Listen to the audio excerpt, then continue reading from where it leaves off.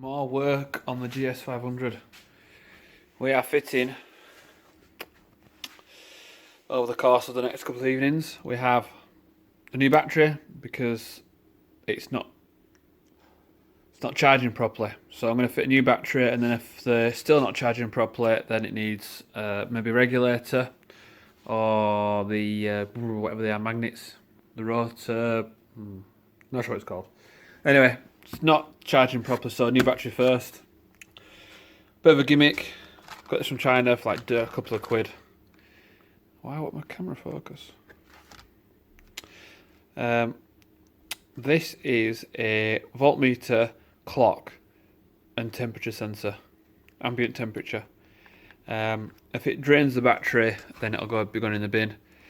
But this is just because I want to know the time when I'm on the bike. It's a little thing, but gives me time. So we'll give that a go. See if it looks any good. See if it's crap, goes in the bin. The main reason for this video, as you can probably read in the title, is new jets, new air filters. So I have purchased these from AliExpress. All this is from AliExpress. The jets, this toy, these, not the battery. So yeah, this I think there's like 4 quid each, 5 quid each for these, and then I pay a little bit for delivery. And the K&N filter for this bike is like 90 quid. And when you look at the description, it comes with, I think these are 60mm diameter connection. Well, on the bike, the carbs are oval. So I was like, for 90 quid, they're not even the right fitment. Why bother? So got these for 5 quid each. So technically it's the wrong diameter, but I'm pretty sure it'll fit. If the K&N fits, these will fit. I hope. So I'm going to fit these little pod filters. It should sound good. I might have to get some of that filter oil. Why is my phone playing up? Filter oil for this, just to keep it in decent nick, but it looked pretty good. So yeah, can't moan yet. So I've got 2 of those, obviously, 2 carbs, and then I've got some jets. Now, you have to do a bit of research. You can get like a power jet kit or whatever for these bikes, and it's really, really expensive. I got these, I forget the price, it was like a tenner for a full selection. And I got, you can see numbers there, I got 142.5, 150s, 152.5, 140, 147.5, 145. So I believe the one I need is the one in the middle, which is 145. About 145, I think, is the one I need, according to a bit of research on the internet. That GS Twins website's really, really good. So I'm going to revert back to that, fit that jet, I believe it is, or the right jet, change the settings of needles, put it all back together, and fingers crossed it works good. If not, I can go a bigger jet or a smaller jet, because I've got a selection. And these were nice and cheap, free delivery. Yeah, so I just hope the quality's there. So by that I mean, I hope the diameters of the holes is consistent. So I was trying to get my words out. Because if that's one's massive, one's small, and it's meant to be 140, obviously that's no good for anyone. Right, 4-minute rant, 4-minute boring talk over. Seat off, tank off, airbox off, carbs off, give them a clean, new jets in, throttle back together, boom. Right, let's do it. I just thought I'd mention, whilst I'm here, I'll take the rocker cover off, and I will just recheck my manual timing chain tensioner. Recheck that's bob on, and I'll probably check the valve clearances whilst I'm here, whilst it's all in bits. I'm thinking of doing a track day, or a couple of track days with it, so I might as well give it a clean bill of health. That's the carbs out. So I've now got plenty of access to the timing chain tensioner, which is a twat to fit when the carbs are in. So that's good. Here they are. So I've not got my gloves on, so I'm not going to touch them, but pull them apart, clean them, which, sorry, just to backtrack a little bit, the bike runs perfect as it is. So really I'm changing all these bits and it might get worse. Why am I changing them? Well, it's supposedly set up to run really lean from the factory, for emissions and whatever else. I've already put the exhaust on, which for those who've got the original exhaust, I think the diameter of the original exhaust is like, I don't know, tiny. So I've got a free-flowing exhaust, which makes it even leaner. So it's lean from the factory, it's extra lean now I've got the exhaust on. So by rejetting the carbs, it should fuel better and have better performance, but burn more fuel, less economy. But I'm not too fussed about that. So whilst I'm rejetting it, I might as well fit new filters, air filters, which also sound good. So in theory it should sound better, run better, and have a few more horsepowers. We shall see. It might backfire in that it runs like a dog, and I regret doing it, and then I've got to put it back to standard. Anyway, so pull these apart. There's nothing wrong with them, so it's just a matter of cleaning them, changing the jets, putting them back together. Fingers crossed, runs good. I might have to do this multiple times. Hopefully not. Hopefully first time is a charm. First time, the first jets I choose are the right ones. Fingers crossed. Right, do it. Okay, so it's been a couple of days since the last clip. I've had the bike back in one piece. I've had it out for a ride. I've got the standard Pilot jet, which I'll put on the screen now. I did 2 washers under the needle, so I've lifted the needle 2 washers on each carb, and then for the main jet I went 147.5, and they're the old ones. The old ones were 115, so from 115 to 147.5 sounds like a big jump, doesn't it? Not entirely sure what that means. Well, anyway, so took the bike out and straight away noticeable difference. Straight away, it pulls better. Just from idle, it pulls better. It's really loud. These are very, very loud. These are probably as loud as the exhaust. It is crazy how much noise, how much induction noise you get. But it's good up until, let's say, 8,000, 9,000, or let's say 7,000 or 8,000. The power band just drops off a cliff. So I was going up a hill, not a steep hill. I got to like 9,000, and the bike just stopped pulling, and I had to change gear. I had to go from 4th to 5th for it to actually start to pull again, for it to start to accelerate. It's like it just hit a brick wall.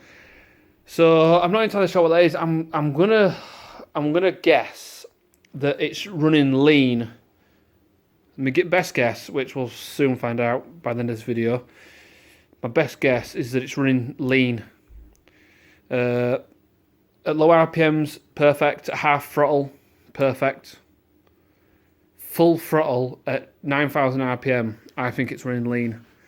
The spark plug, I pulled one out and it looks pretty good, but that's doesn't tell me that much because I've been sat in traffic for 15 minutes after full throttle, so the spark plug changes anyway. So I'm going to pull the carbs off right quick. I'm going to change the big jets, the main jets, to 150s. keep everything else the same, put it back in, take it for a ride, and I would see if it's worse or better. That's the plan now. I've got 1 hour to do that, so that's going to be a bit tricky, but I can just pull the carbs off now. Well, I had to modify the... I've modified the carb. I've ground... I've filed away some of the aluminium so that the cable can just pop straight out. It couldn't before because these are aftermarket cables. So I can quickly get the throttle cable off, clutch choke cable off, fuel line, pull both carbs off, chuck them on bench, change the jet, because the jet is in the bottom. So I can change it nice and easy, throw them back on, take it for a ride. Getting the carbs set up, one thing to watch out for, and this might just be a one-off for my bike, but I've got this pipe here, where my finger is, that's your vacuum line to your petcock. Okay, which is very important for whatever it does. Now, I was trying to balance the carbs, which is through, you pull that little cap off and you balance your carbs, and it just would not balance. And then I realised, fuck's sake, I've got to put this back on, so I put that back on. So that will leak in air, causing a high idle. So I put that back on. Oh, Joe, yeah, right, it's better, but still way off, which would not balance. It firing up on one cylinder, and then I'd tweak it, and this cylinder would come to life. And then I thought, well, hang on a minute, if that's a hole, what's that one there? The carbs are identical. That had no cover on it where my nail is there. There was nothing covering that. So it would appear that for the past 3 years, for as long as I've had this bike, and God knows how long before that, this had no cap on it. So this carb was pulling in air through this little hole and not running right. So it's a miracle that the bike run as well as it did, if that's the case. Anyway, for me, I capped it off. Straight away, I could bounce the carbs once I capped it off. Bounced them spot on. Now, when it's hot or cold, it fires up on both cylinders, whereas before, when it was cold, it'd be on one cylinder. When it was hot, it was on 2 cylinders. Anyway.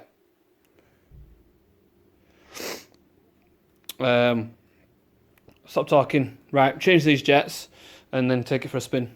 So I've managed to spill fuel everywhere. Being a bit of an idiot, but anyway. Tell you what, it's so much easier getting your carbs off without the airbox. One less job. Anyway, there we go. So I'm just going to change that jet. That's your main jet, is it called? Pilot jet? No, your pilot jet's the little one. That's your main jet. So that's your full throttle jet, I believe. I think. Right, a few hours later. So I took the bike back out. Run it with the bigger jets. What are the 150s? Anyway, I've forgotten. It was a couple of hours ago. Anyway, put the bigger jets in, took it out for a ride. No noticeable difference, good or bad. It was still flat. Up at 9,000 RPM, 8,000 RPM, flat. Just nothing. I did a U-turn, set off in first gear, and I really leaned on it, revved it right up in first gear, and there was an awful noise up at the top end. Well, a noise from the engine up at sort of 8,000 RPM, sounded chain-like noise. So I checked the chain when I did the carbs, and I thought it was a bit loose, so I tightened it up. Done a bit of reading, and one of the symptoms of a chain that's too tight is that the engine can't rev. Now,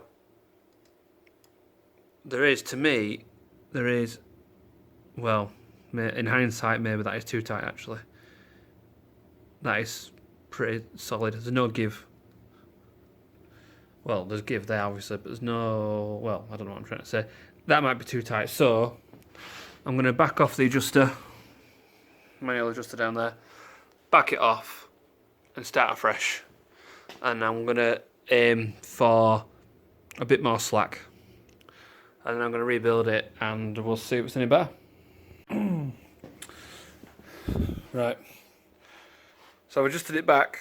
I've slackened it off quite a lot. Now maybe this is too much, but I'm just moving the crank.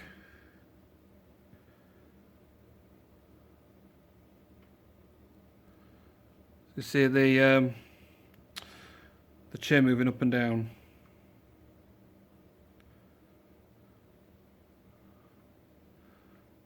That's the slack I've got in it.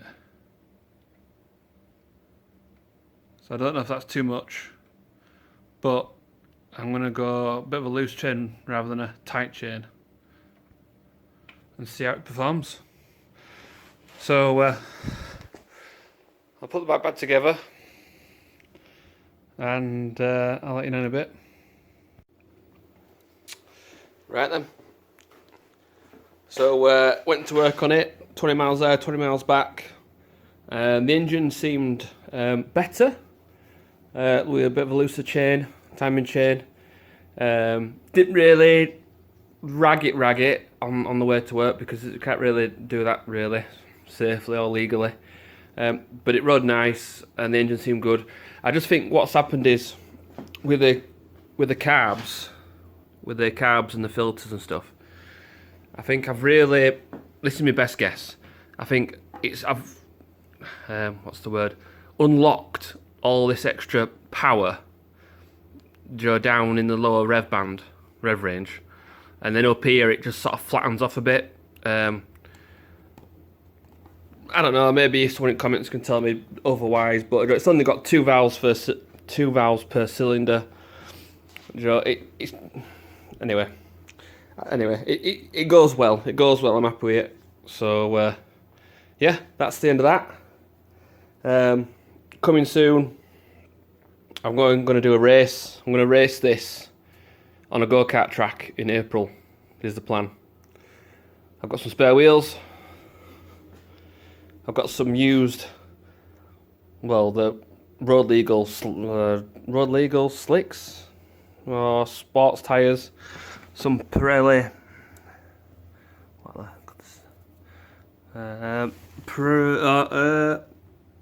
Pirelli Diablo Super Corsa SC. So hopefully they're good. They've certainly been well used. Or they've got hot. So I might have to clean them. Anyway, so in April, tyres on, wheels on. These tyres are coming off, and I've got these tyres up here to go on. So they're going to be my rain tyres. They're going to be my dry tyres.